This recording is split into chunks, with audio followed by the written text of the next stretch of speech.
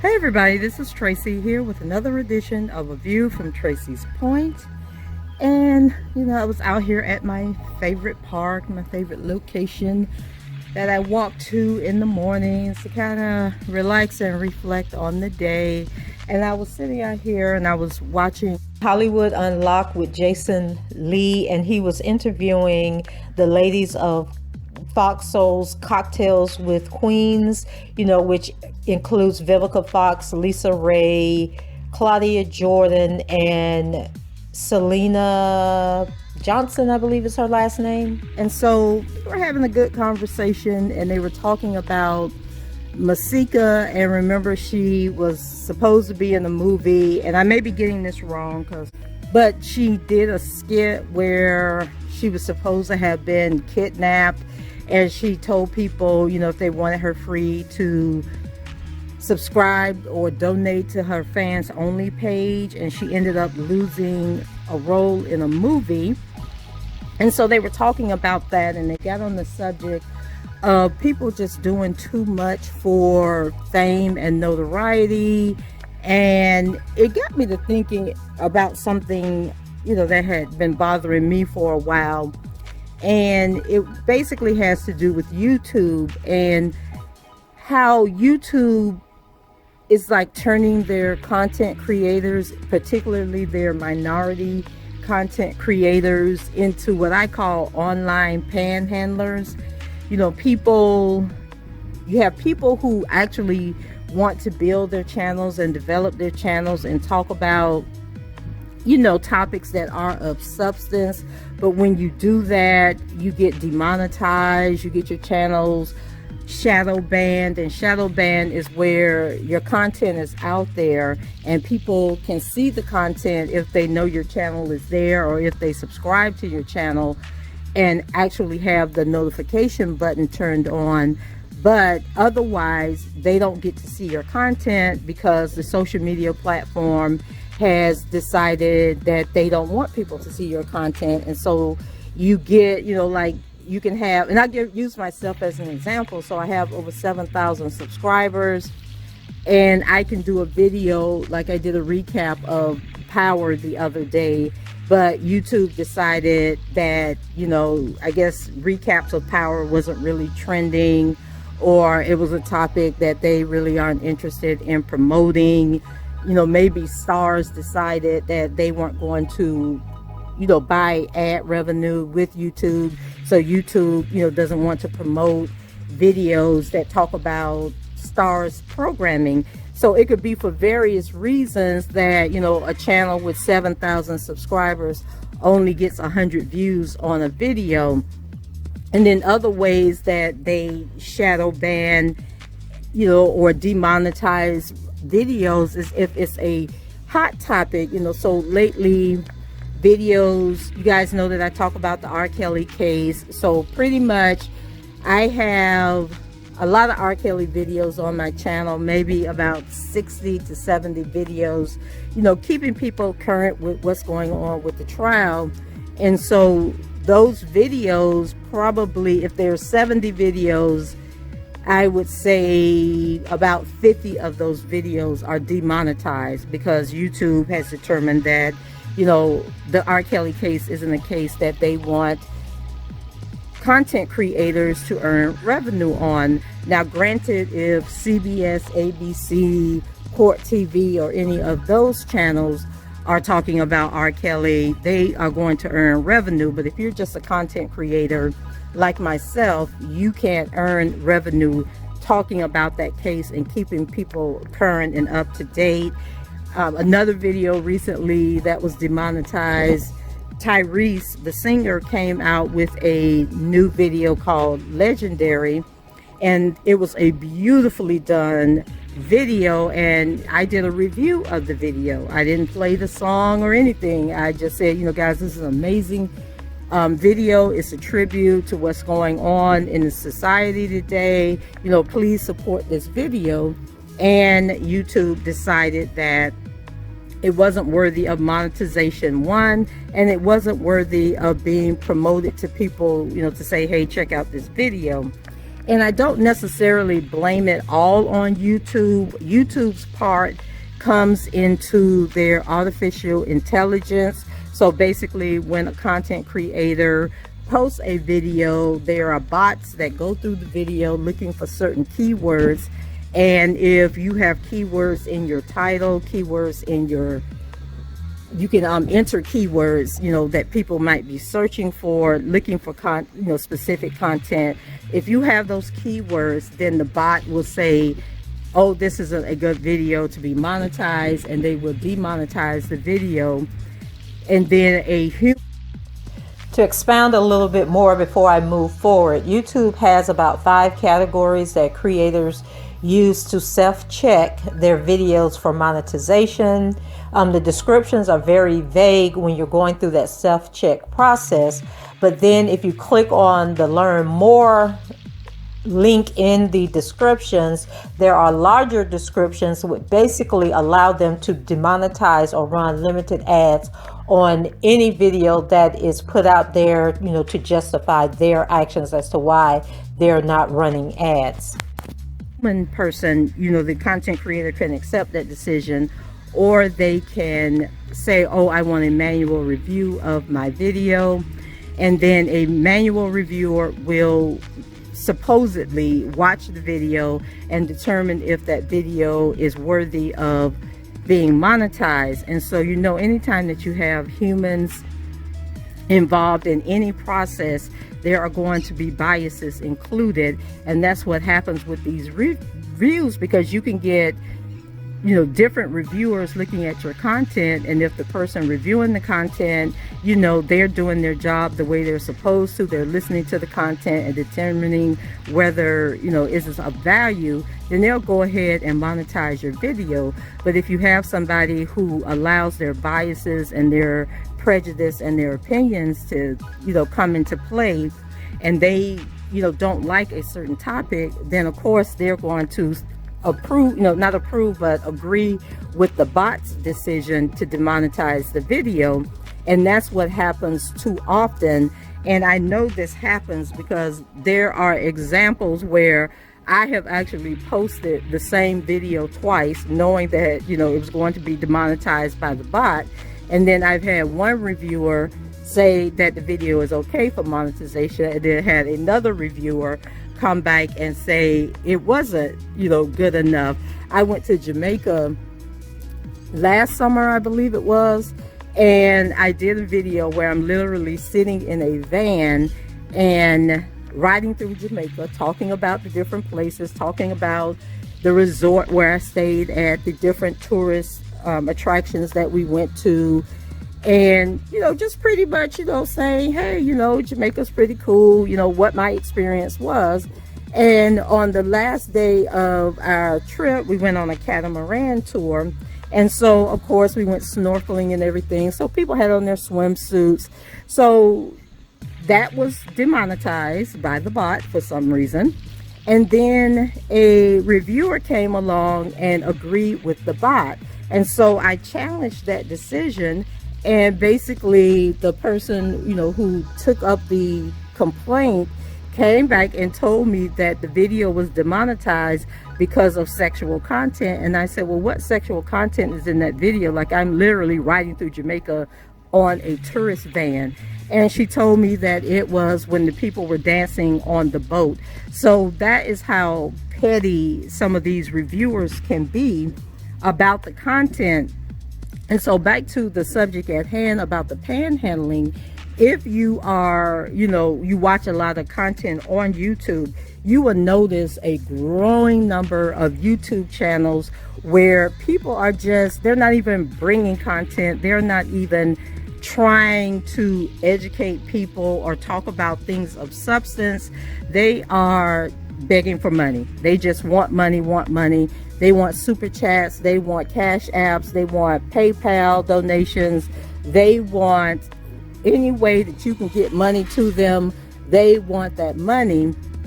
And so it creates a situation sort of like what they were talking about on Hollywood Unlocked, where they say that, you know, social media has become an extension of reality TV, and people are basically desperate for money. They would do anything for money, for notoriety, to be seen, and they don't really care what the messaging looks like and, you know, what it feels like.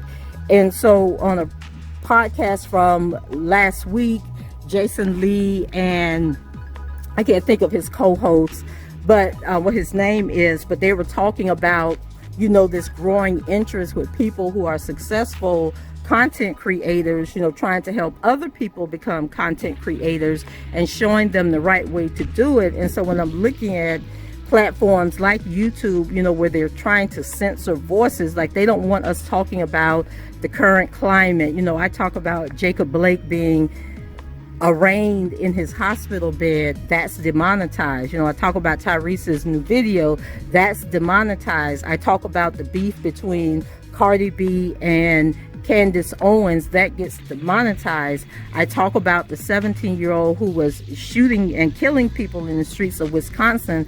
Not only did that get demonetized, but they actually deleted my video, and I had to appeal the decision for them to delete the video. Like, are y'all serious? And so my thing is, what is the point of people, you know, trying to get into this game, trying to, you know, produce newsworthy content, whether they're talking about the latest celebrity gossip or they're talking about real issues that's, you know, taking place in the world, and then being told that, oh, well, you know, advertisers don't want to hear that, advertisers aren't going to pay for that.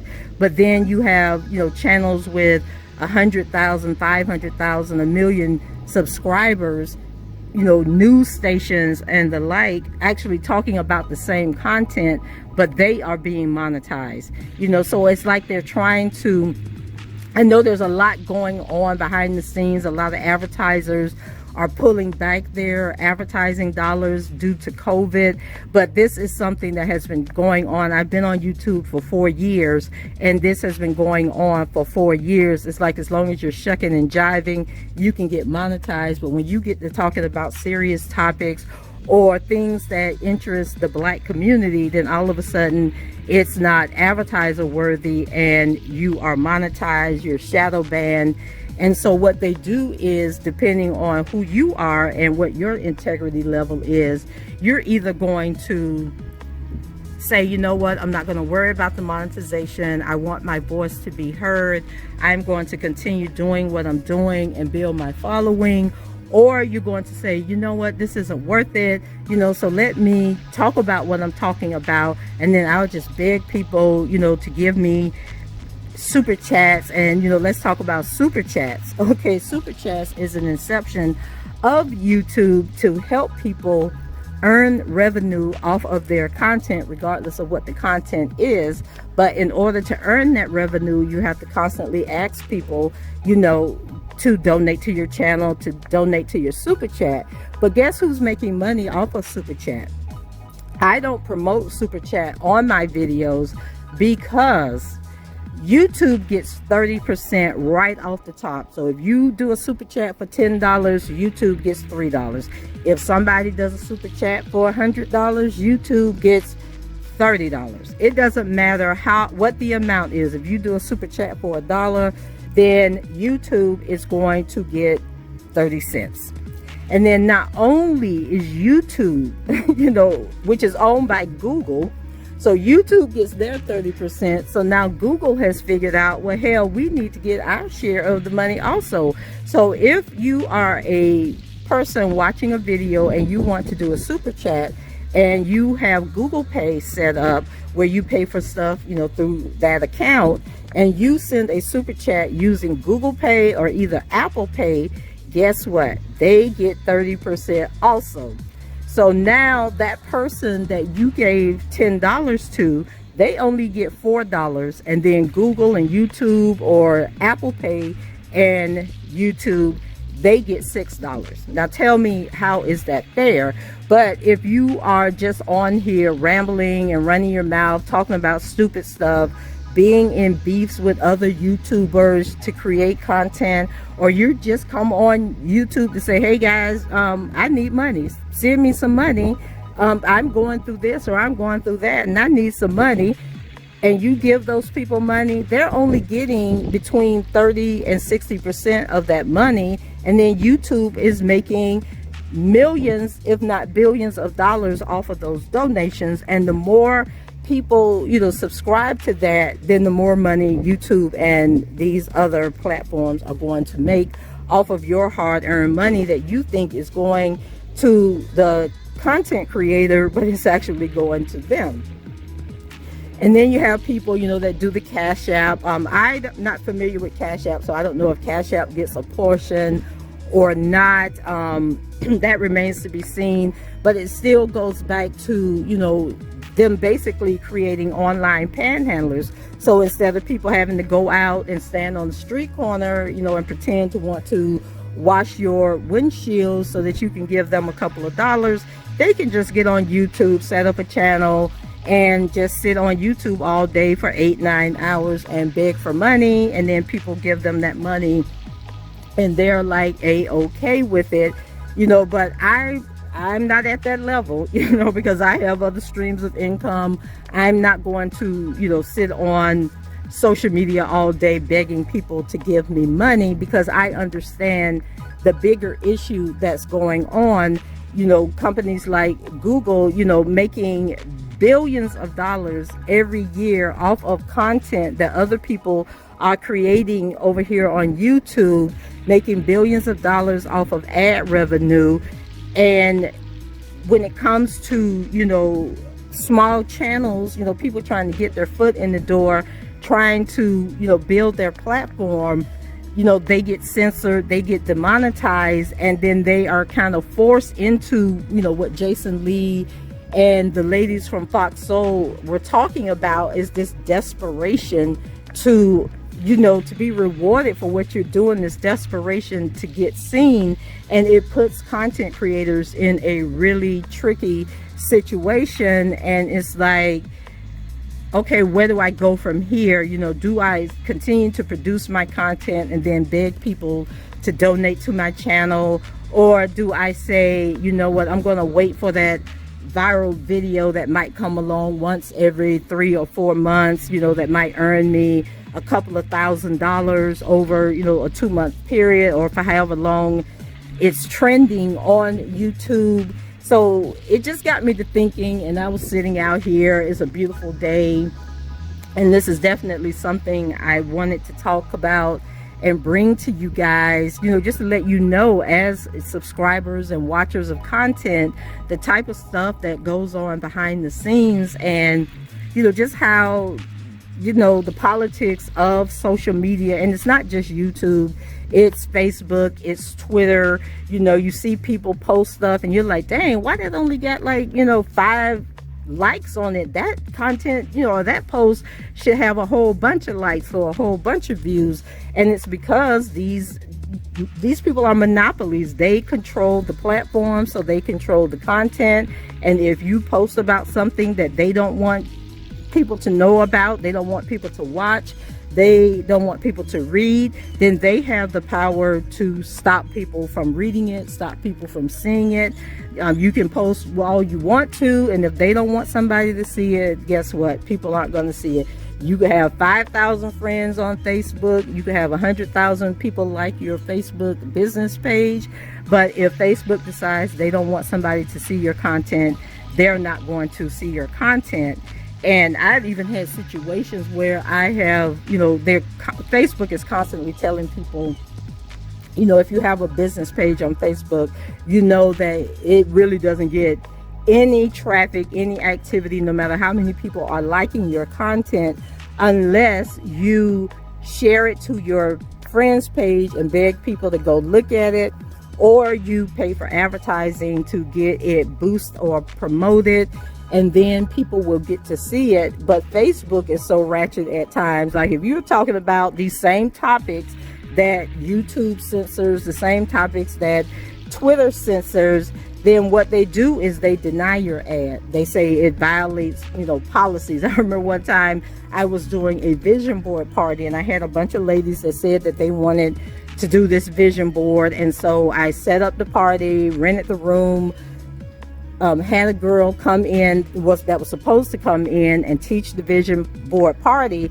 And then when they realized that there was a cost associated with it, then nobody wanted to register for the party. Everybody had something to do on that particular day.